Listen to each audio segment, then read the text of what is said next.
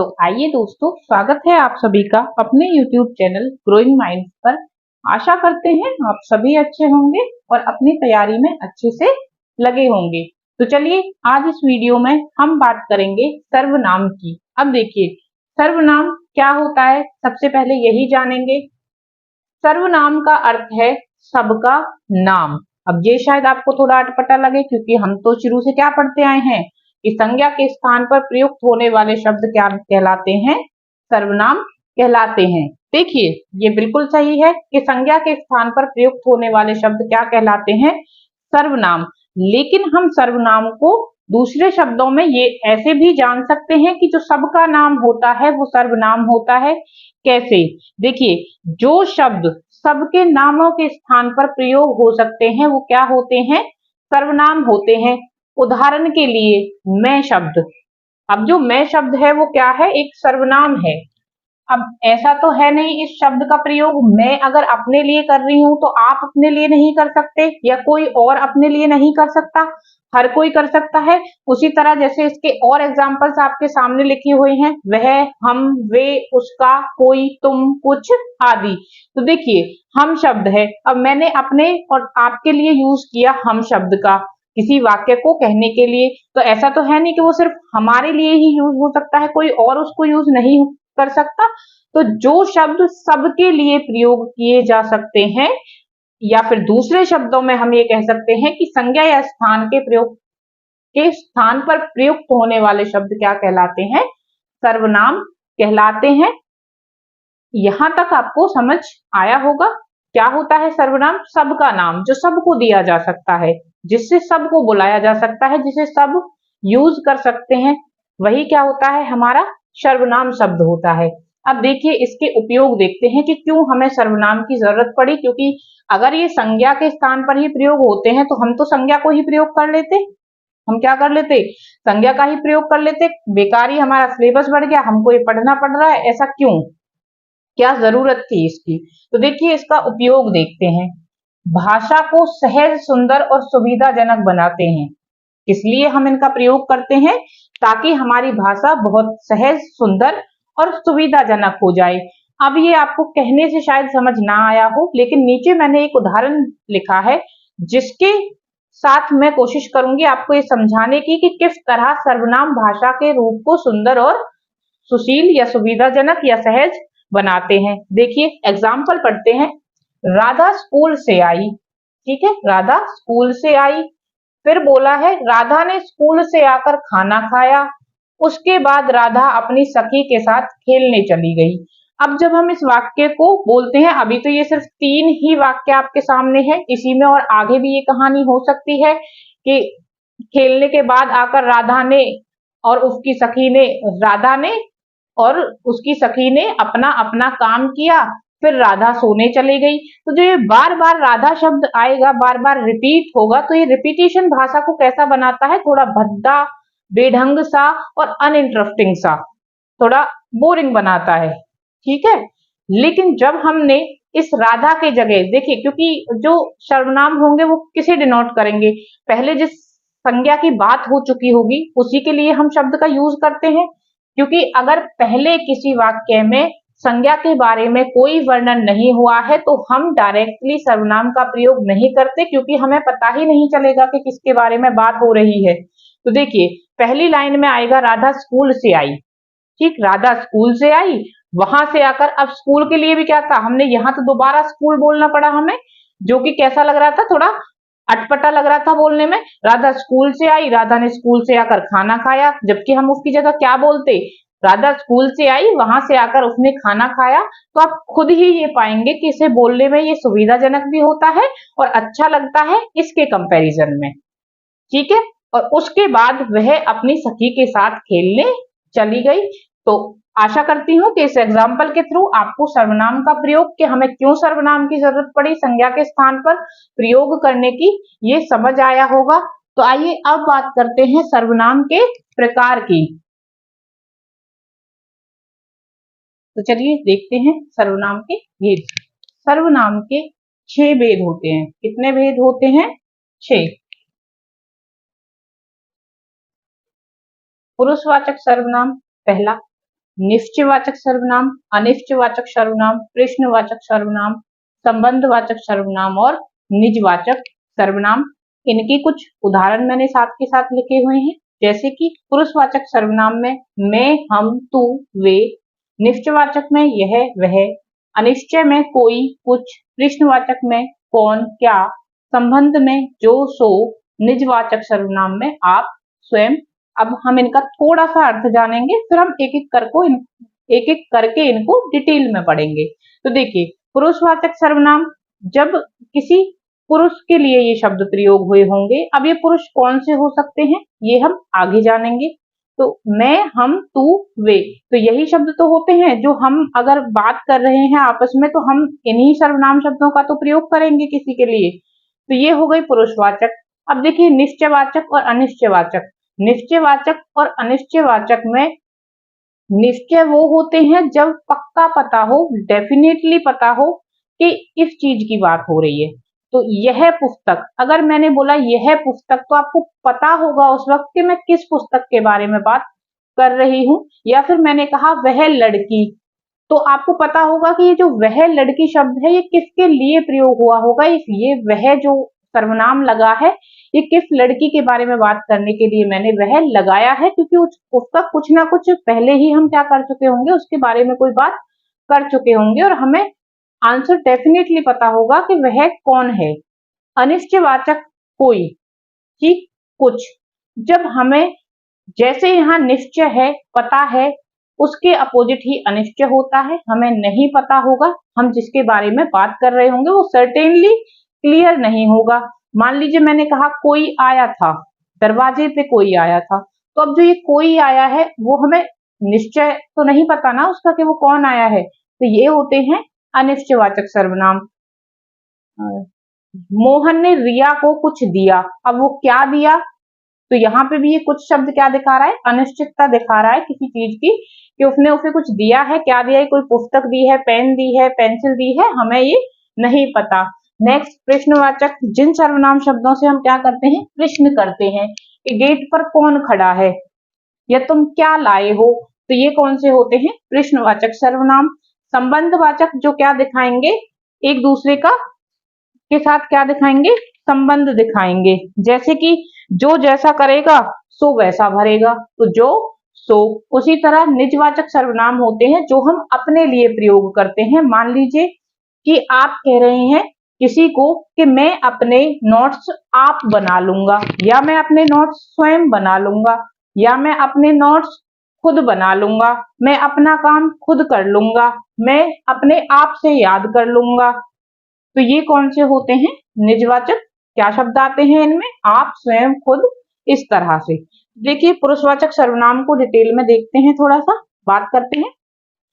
संज्ञा शब्दों के स्थान पर पुरुष को सूचित करने के लिए ये शब्द क्या होते हैं, प्रयोग में लाए जाते हैं। आपको इसके जो भेद हैं या प्रकार हैं उनसे ज्यादा समझ आएगा। देखिए, पुरुषवाचक के अंदर उत्तम पुरुष आता है, मध्यम पुरुष आता है और अन्य पुरुष आता है।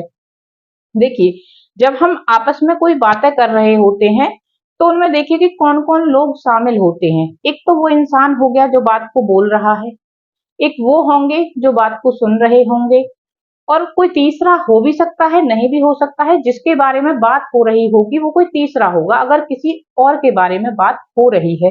तो इस तरह अगर हमारी जो बातें होती हैं उनमें कितने पुरुष शामिल होते हैं, तीन। अब यहाँ पुरुष का मतलब पुरुष जाति से नहीं है, स्त्री पुरुष या कोई वस्तु कुछ भी हो सकता है। तो बोलने वाला और सुनने वाला तो देखो पुरुष ही होगा, लेकिन अन्य में कोई वस्तु भी आ सकती है जिसके बारे में हम बात कर रहे होंगे। तो उत्तम पुरुष, मध्यम पुरुष और अन्य पुरुष। उत्तम पुरुष जो बात कर रहा है, वक्ता, बोलने वाला। मध्यम पुरुष जो बात को सुन रहा है, श्रोता। एक भी हो सकता है, एक से ज्यादा भी हो सकते हैं, लेकिन बोलने वाला एक ही होगा, लेकिन यहाँ हम भी आ जाता है। देखिए, अन्य पुरुष में जिसके बारे में बात की जा रही है, जिसके बारे में बात की जा रही है, इन्हीं के एग्जाम्पल देखते हैं। उत्तम पुरुष का मैं कल जाऊंगा, अब ये बात मैं बोल रहा हूं, तो अपने लिए बोल रहा हूं, और अपने लिए मैं क्या सर्वनाम प्रयोग कर रहा हूं, मैं। तो ये कैसा सर्वनाम हुआ, उत्तम पुरुष। तुम कहां से आ रहे हो, तो अब जो सुनने वाला है उससे पूछा जा रहा है, और क्या सर्वनाम लगाया जा रहा है, उसका नाम नहीं लिया जा रहा है, उसे तुम लगा के पूछा जा रहा है उसके नाम की जगह पे। तो ये सर्वनाम हुआ, और कौन सा सर्वनाम हुआ? मध्यम पुरुष। वैसे तो पुरुषवाचक है, लेकिन पुरुषवाचक में भी कौन सा? मध्यम पुरुष। नेक्स्ट है वह कहां से आया था। अब कोई तीसरा जना था जिसके बारे में ये पूछा गया कि वह कहां से आया था।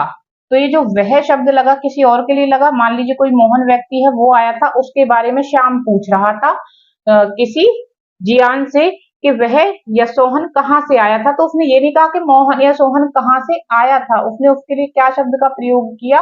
वह का, कि वह कहां से आया था। तो ये वह कैसा सर्वनाम है? पहले तो ये पुरुषवाचक है, लेकिन पुरुषवाचक में कौन सा? अन्य पुरुष। कौन सा? अन्य पुरुष। अब देखिए यहीं से हम ये निश्चयवाचक का थोड़ा सा समझ सकते हैं। जब मैंने कहा कि वह कहाँ गया था, तो आप खुद से सोच कर देखिए कि जो व्यक्ति इस क्वेश्चन को कर रहा होगा और जो इसको सुन रहा होगा, उन दोनों को ये पता होगा कि जो वह है ये किसके बारे में, पूछने वाला किसकी पूछ रहा है, ये दोनों को पता होगा, जो पूछ रहा है उसको भी और जो सुन रहा है उसको भी। तो वह कैसा हुआ? निश्चयवाचक सर्वनाम हुआ। अब देखिए एक विशेष टिप्पणी देख लेते हैं। आपका जो प्रयोग होता है, आपका प्रयोग दो तरह से होता है। कैसे? एक तो आपने यहाँ निजवाचक में देखा, निजवाचक सर्वनाम में आपका प्रयोग होता है, किसके लिए होता है? खुद के लिए होता है। एक आपका प्रयोग आदरार्थक, जब हम किसी को आदर पूर्वक बोलते हैं तो आदरार्थक मध्यम पुरुष के लिए भी प्रयोग होता है, जो सुनने वाला है। जैसे कि आप कहाँ जा रहे हैं, आप यहाँ बैठिए, आप यहाँ आइए। तू तड़ाक ना बोलकर, तुम ना बोलकर हम उनको आदर पूर्वक क्या बोल देते हैं? आप बोल देते हैं। तो ये आपके क्या होते हैं? थोड़े विशेष प्रयोग होते हैं, और यहाँ से भी क्वेश्चन पूछ लिया जाता है। इनफैक्ट प्रीवियस ईयर्स में ये क्वेश्चन पूछा गया, ये क्वेश्चन पूछा गया है कि आपका प्रयोग किस तरह से होता है। अलग अलग ऑप्शन थे, उसमें से एक ऑप्शन भी ये था कि निजवाचक के रूप में और आदरार्थक मध्यम पुरुष के रूप में इसका प्रयोग होता है। तो आप इसको इंपोर्टेंट मार्क करके नोट कर लीजिएगा। तो चलिए नेक्स्ट बात करते हैं निश्चयवाचक सर्वनाम की। तो देखिए निश्चयवाचक सर्वनाम क्या होते हैं? जो किसी निश्चित व्यक्ति, वस्तु, घटना या कर्म के लिए प्रयोग होगा, वो कौन सा होगा? निश्चयवाचक सर्वनाम होगा। अब ये आपको पता है कि संज्ञा के स्थान पर ये शब्द प्रयोग होते हैं, तो वो बार बार मैं मेंशन नहीं कर रही हूँ। किसी निश्चित व्यक्ति, वस्तु, घटना या कर्म के लिए संज्ञा के स्थान पर जो शब्द प्रयोग होंगे वो कौन से होंगे? निश्चयवाचक सर्वनाम होंगे। जैसे कि यह, वह, ये, वे, उन्हें, इन्हें आदि। अब देखिए कुछ एग्जाम्पल्स में इनका प्रयोग देखते हैं। सामने जो मकान है वह मेरा है। अब जब मैंने ये चीज मेंशन कर दी कि सामने जो मकान है, तो अब जो मैंने कहा कि वह मेरा है, ये उस मकान के लिए कहा, तो जो सुनने वाला होगा उसे समझ आ गया होगा कि किस मकान के बारे में बात हो रही है। निश्चित होगा ये चीज। नेक्स्ट, वे कल घर वापस आ रहे हैं।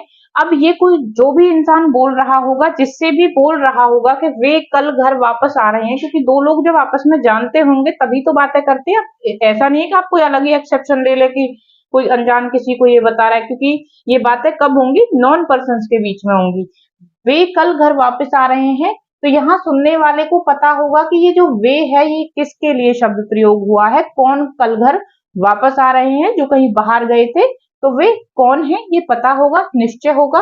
तो निश्चयवाचक सर्वनाम। उसी तरह यह पुस्तक बहुत उपयोगी है। अब ये जो कोई भी बोलेगा, वो जिस पुस्तक के बारे में बोलेगा उसका क्या होगा? वो निश्चित होगी कि ये इसी पुस्तक के बारे में बात हो रही है, क्योंकि उससे पहले भी उसका कोई ना कोई वर्णन हुआ होगा। क्योंकि मैंने आपको कहा सर्वनाम तभी प्रयोग हो सकता है जब पहले हम उस संज्ञा के बारे में कोई बात कर चुके हो।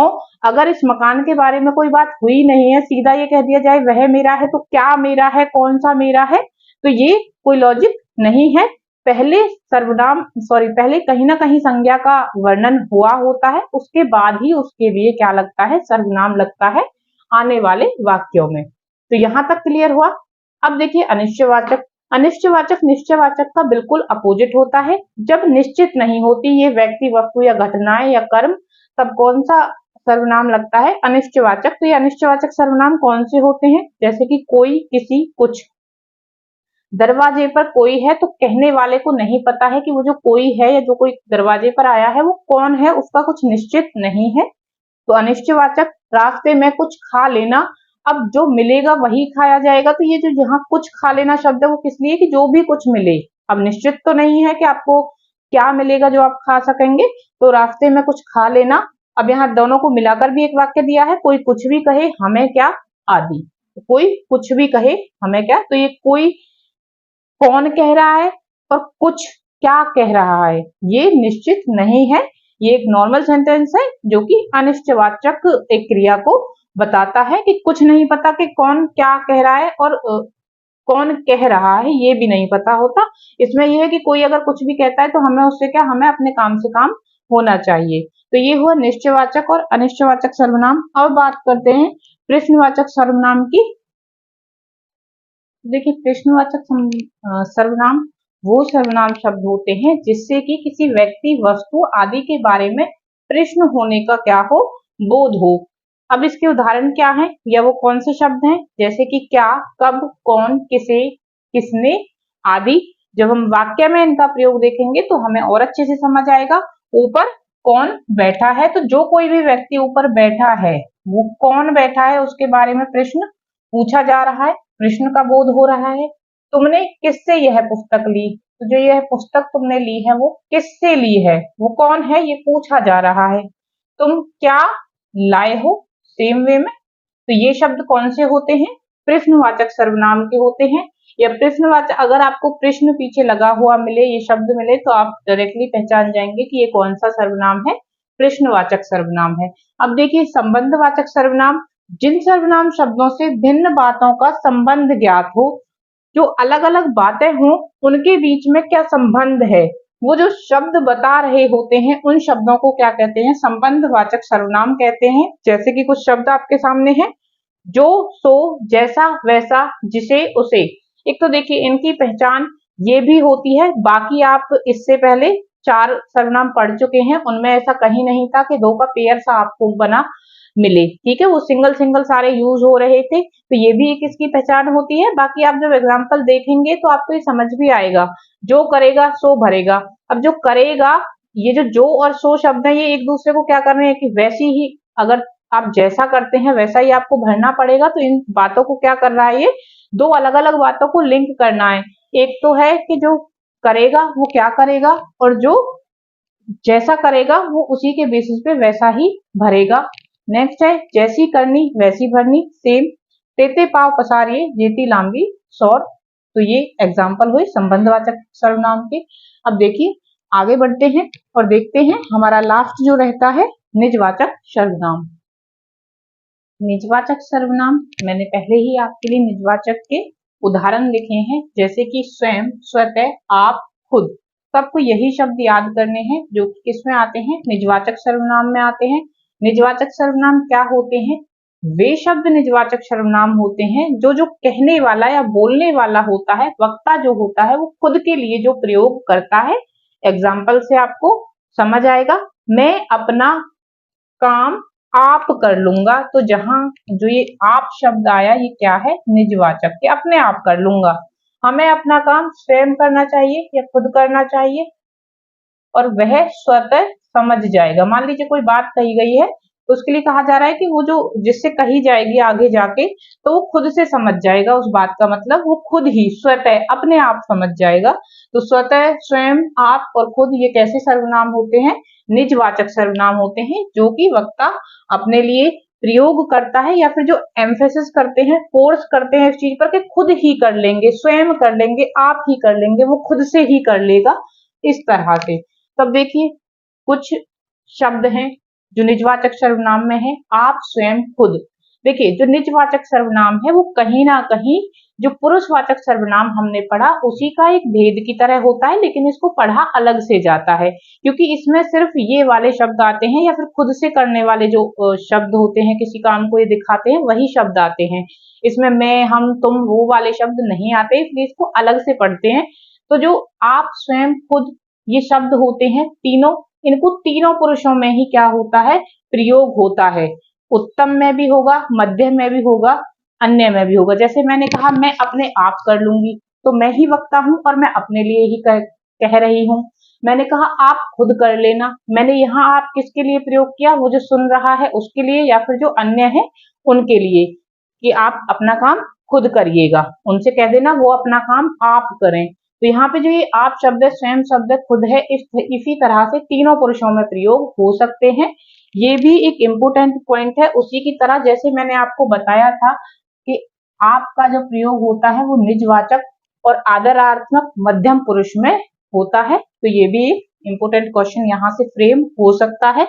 अब देखिए एक दो इम्पोर्टेंट चीजें हैं सर्वनाम को लेकर, उन्हें देख लेते हैं। लिंग भेद से केवल संबंध कारक में ही परिवर्तन होता है। अब देखिए यहाँ यह सर्वनाम प्रयोग हुआ है, लिंग भेद हुआ, गाड़ी है, खिलौना है, ये पुरुषवाचक, ये पुरुष जाति को डिनोट करता है, और गाड़ी स्त्री जाति को स्त्रीलिंग हुआ। तो जब लिंग में परिवर्तन हुआ तो सिर्फ जो पोसेशन वाले होते हैं, जो संबंध दिखा रहे हैं गाड़ी के साथ, जैसे मेरा मेरी, यही तो क्या दिखा रहे हैं, संबंध दिखा रहे हैं ना गाड़ी या खिलौना के साथ। तो इनमें जब हम स्त्रीलिंग से पुल्लिंग या पुल्लिंग से स्त्रीलिंग में भेद करते हैं तो यह है उसमें सर्वनाम में कोई फर्क नहीं आएगा, सिर्फ किसमें आएगा, संबंध जो कारक होगा, जो कि जो शब्द संबंध को दिखा रहा होगा, सिर्फ उसी के अंदर क्या आता है, फर्क आता है। उसी तरह से देखिए एक ये पॉइंट भी है, सर्वनाम में संबोधन कारक नहीं होता, क्योंकि किसी को सर्वनाम द्वारा नहीं पुकारा जा सकता। अब सर्वनाम जो है वो किसके स्थान पर यूज हो रहे थे, संज्ञा के स्थान पर। तो हम किसी को किसी के नाम से तो पुकार सकते हैं, लेकिन यह वह कोई कहकर क्या किसी को पुकार, ओए यह इधर आ, ओए वह इधर आ, तो इस तरह से किसी को हम पुकार नहीं सकते। इसलिए इसके अंदर क्या नहीं होता है, संबोधन कारक नहीं होता है। नेक्स्ट एक पॉइंट है, जिस संज्ञा के स्थान पर प्रयोग होता है, कौन, सर्वनाम। जो सर्वनाम होते हैं, जिस संज्ञा के स्थान पर सर्वनाम प्रयोग होता है, उसी संज्ञा के हिसाब से लिंग और वचन लगते हैं उस वाक्य में। ठीक है, तो आशा करती हूँ आपको ये समझ आया होगा। सर्वनाम का हमारा टॉपिक यहीं पे खत्म होता है। इसके अंदर जो भी इम्पोर्टेंट पॉइंट थे वो सारे मैंने आपके साथ डिस्कस किए हैं। तो अब मिलेंगे नेक्स्ट वीडियो में विशेषण के साथ। तो चलिए, थैंक यू। अगर आपको कंटेंट अच्छा लगे तो प्लीज चैनल को लाइक, सब्सक्राइब और शेयर कर दीजिएगा। मिलते हैं नेक्स्ट वीडियो में नेक्स्ट टॉपिक के साथ।